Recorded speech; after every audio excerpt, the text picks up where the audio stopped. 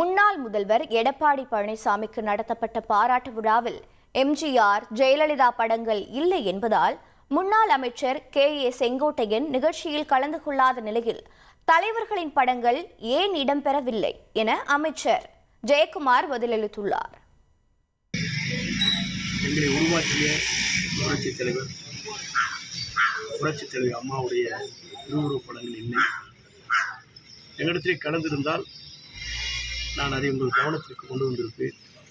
நான் புறக்கணிக்கவில்லை, அங்கே செல்லவில்லையே தவிர இந்த கவனத்திற்கு அந்த அத்திக்கடவு அவனாட்சி திட்டத்தினுடைய அந்த கூட்டுக்குழுவிற்கு அன்றைய வருகை தருகிற போதே அது அவருடைய கவனத்திற்கு நான் சொல்லியிருக்கிறேன். 50 ஆண்டு கால கனவு திட்டம் இது.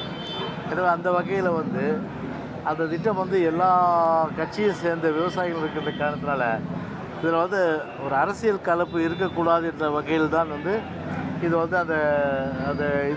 அந்த கூட்டமே நடைபெற்றது. விவசாயிகளால் ஏற்பாடு செய்யப்பட்ட அந்த கூட்டம் நடைபெற்றது. எனவே அந்த வகையில் தான் இதை பார்க்க வேண்டும்.